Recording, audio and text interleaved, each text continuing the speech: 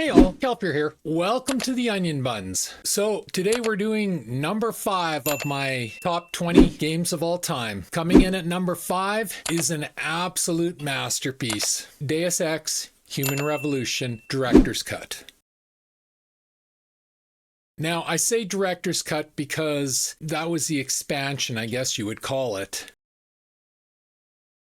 to the original Deus Ex Human Revolution. And it added some very much needed middle content. The downside of the expansion is it really is just a standalone expansion where, you know, you get to this point in the game and you're such and such a level. Now all of a sudden you're back at level 0 and you go through the expansion part of it. And once you finish the expansion part of it, now you're back up to the level you were at before the expansion. So that was the one negative part about it. But from start to finish, this game is an absolute masterpiece. And that includes the trailers. Deus Ex Human Revolution trailer was the first trailer in recent memory at the time that absolutely blew me away. So I'm going to show you that trailer and then I'm going to talk about the game. But I want to set the mood, so let's do that trailer right off the bat.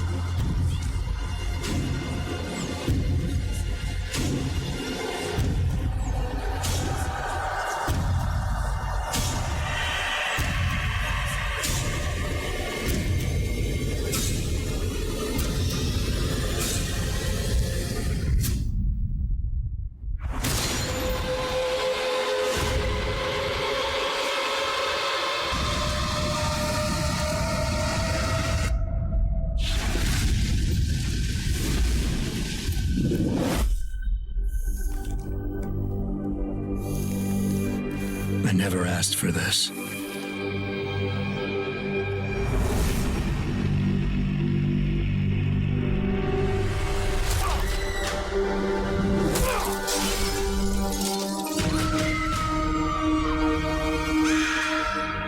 She was lost to me.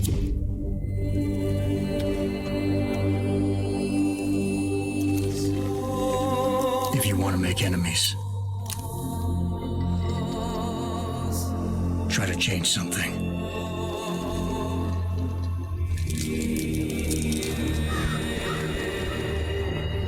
The year is 2027.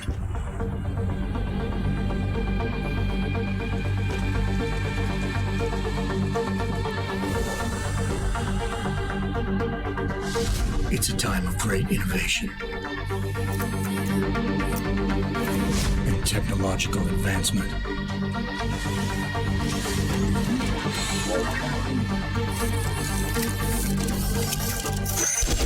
It's also a time of chaos and conspiracy. I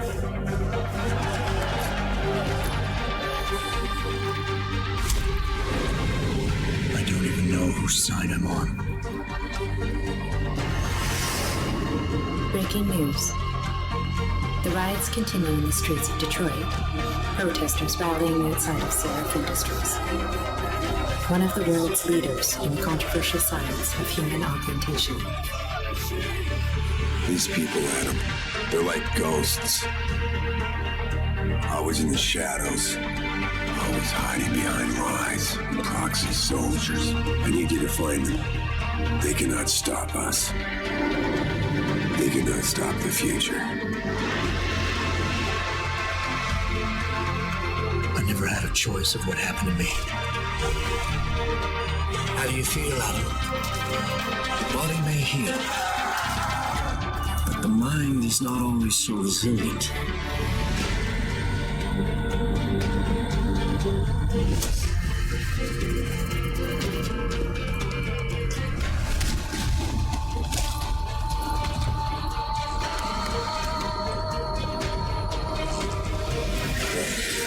Corporations have more power than the government.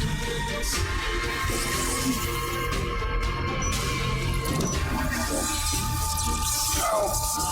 Please!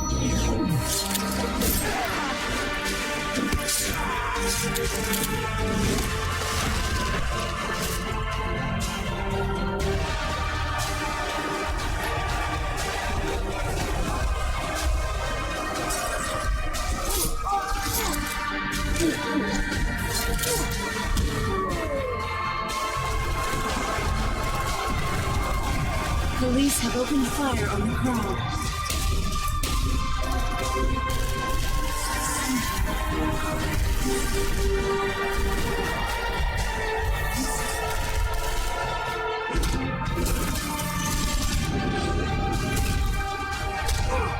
You'll never find them! I'll never stop looking.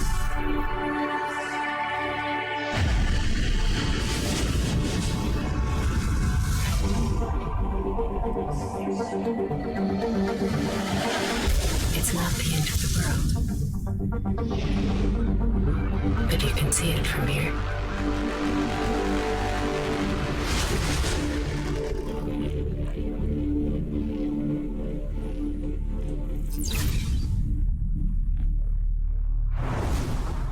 So that was the cinematic trailer for Deus Ex Human Revolution. The moment I saw that trailer, I was hooked.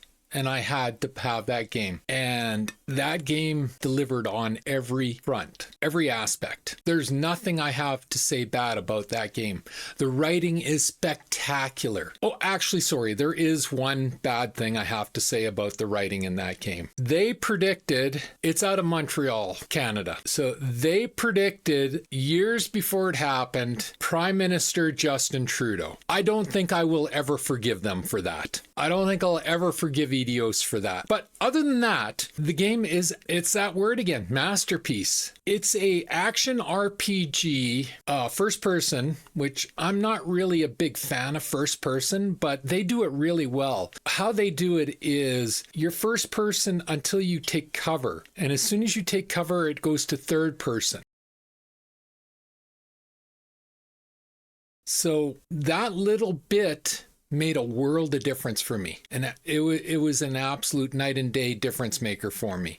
In Starfield, one of the things I hate about Starfield is when you're in first person and you take cover, you're still in first person and I can't see dick. I can't see anything. I don't know what I'm shooting at. You know, I come above, you can't plan. So I actually did like the system in Deus Ex Human Revolution where, okay, it's first person, I'm moving, whatever. But as soon as I take cover, I suck up against a wall, I look around a corner, I'm in third person and I'm seeing the area around me, and that was a huge deal for me. Also, the stealth system in Deus Ex, like I've posted online for a lot of years now that I think Cyberpunk 2077 and Starfield, they should have played Deus Ex Human Revolution and Deus Ex Mankind Divided for the stealth system, because as much as I love Cyberpunk 2077, its stealth doesn't even come close to comparing to what you get in Deus Ex Human Revolution. The stealth missions alone are they're spectacular. They're absolutely spectacular. They're fun, they're challenging, and they give you an option to do things differently. Like you can wade through, you can play the game like a shooter if you want, and just go through and shoot everything and don't worry about stealth, don't worry about anything, just shoot. You can do that if you want. Or you can do the stealth missions where you avoid things and you sneak around. Deus Ex has a achievement on Steam. It's the pacifist achievement. And what that is you go through the game without killing anything other than bosses. You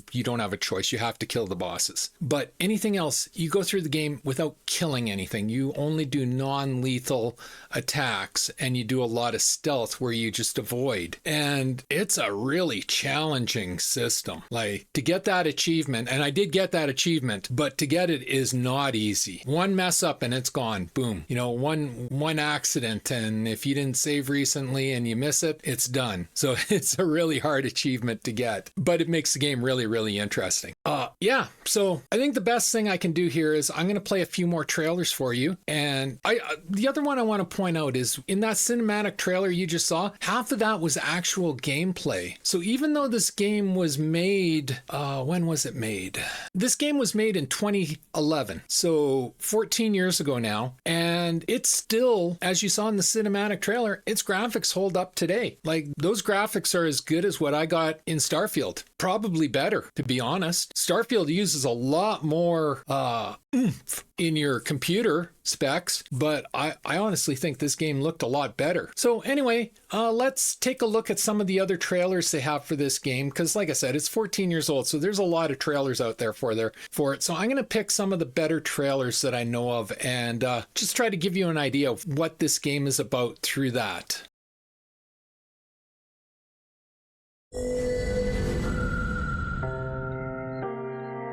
It's changed my life. It's enabled me to do my craft, to do my one passion in life. Taking pictures easy as blinking my eye. Now when I take chances, when I take risks, the whole world gets to see what I see. I want it to be better. I want to be best of the best, part of the elite. Football's always been a big part of my life. And after what happened, I didn't think I was going to get to play ball with my son. And to be able to come out here and play ball with him, it's like a new life. It's super cool. Now when we play football, he can like throw way further. Run faster, jump higher. If I want to be the best, then that's what I got to do. I actually can feel things. I pick up the football, I can feel the pigskin on my fingers. I play the piano a million times more than I ever played it. It's easier, I'm enjoying it more, and that's why everybody knows me. It's for my Sarif Augmentations. Thanks to Sarif's Augmentation, I see the world in a whole new light. I see it like I've never seen it before. It just feels like a real arm, but better. You feel like a pro athlete with it on. It's been really like a revelation. It truly, truly has changed my life. Sarif Industries. So what Sarif Industries is they are an augmentation company. They build arms and eyes and limbs and spinal cords and augmentations. And that's the backdrop of this game. Is there is a cultural war going on of people that are for augmentation and people that are against augmentation. You kind of see this in our modern day society, to be honest, and not to the extent of the game, obviously, because this is a full-fledged civil war going on. But yeah, it's about the choice to augment yourself, or does the government have the right to augment you to save your life if you don't want it? And it's a very political backdrop, but it works perfectly in the setting, and it enriches the game so much. And obviously part of the game is you as Adam Jensen will be getting augmentations, and you get to pick and choose and develop it, kind of like Cyberpunk did, but they obviously in 2011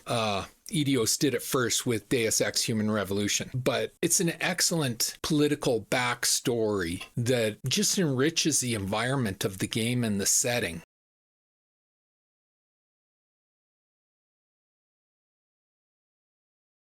All right, for the next one, we're going to go to the Director's Cut launch trailer. And as I said, the Director's Cut was basically it was an expansion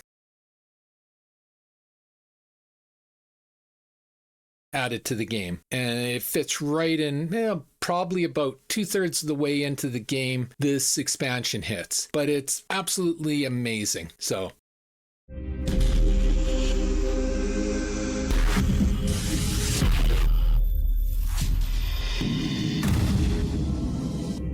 Where is this leading me?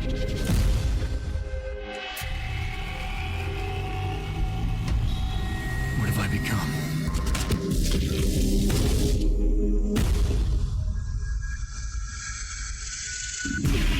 Am I more than human? Or less? This technology, this strength, temptation to misuse it, it's hard to resist.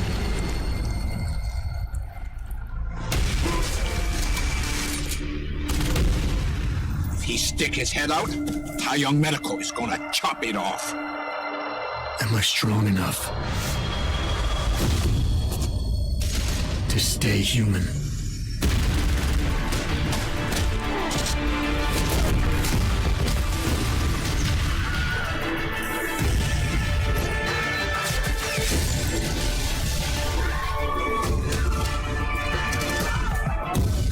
won't rest until I find the truth.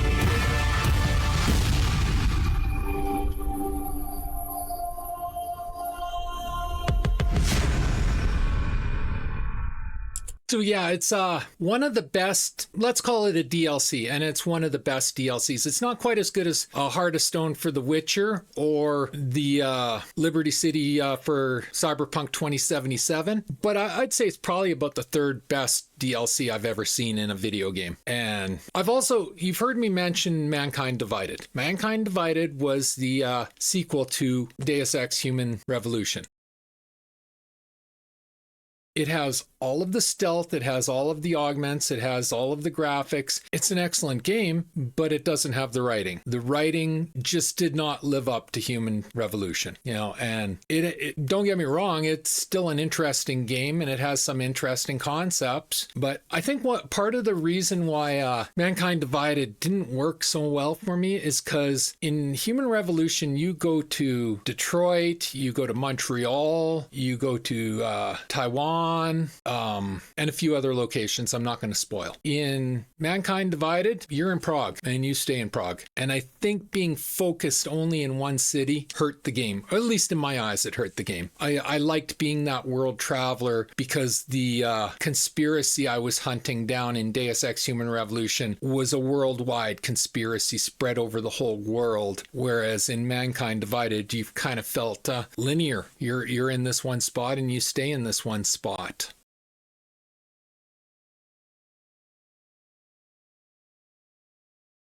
So let's go for one more trailer and let's see what I can find here. CT probe shows the bullet caused severe hematoma. You need to repair that artery.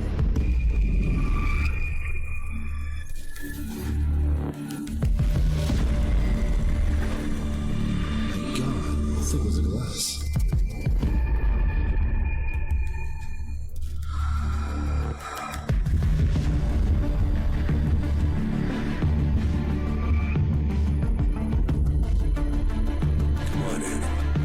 Stay with us.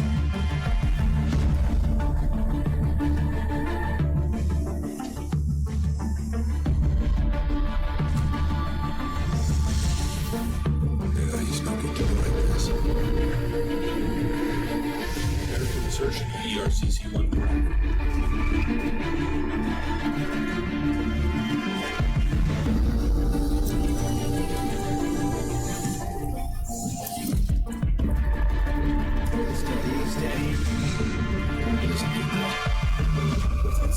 Prosthesis. I love you. Haven't you lost enough people tonight? I'm sorry.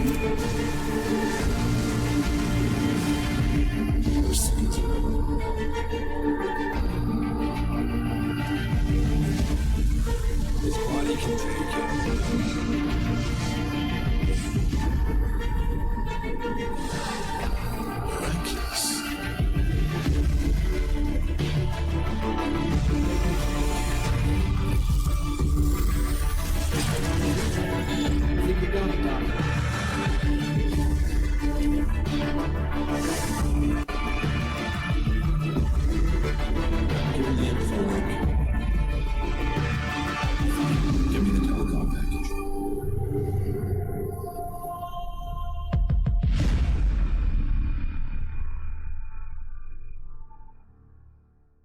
So yeah, that was the opening credits for the game itself. So even with the credits, they did a fantastic job of pumping up and building the intensity of the game. Something else I should mention here, as I've mentioned in previous videos, I'm on disability. 80% of my spine and neck are fused naturally. I have a condition that gets called iritis in my eyes, where the inflammation in my optic nerve will get inflamed and I'll have to go sit in a pitch black room for a day just because light just causes blinding headaches. I've had my shoulder surgically repaired twice. I got an artificial hip. So I'm not saying any of this for anyone to feel sorry for me. What I'm bringing it up though is because when I play this game, I think of, imagine if I could get these augmentations. That would be a dream come true to me. And they did such a good job on the augmentations in this game. Like, they make sense. It's not like, I love Cyberpunk 2077, but some of the augmentations they're just silly. They really are. You know, like the mantis blades and the,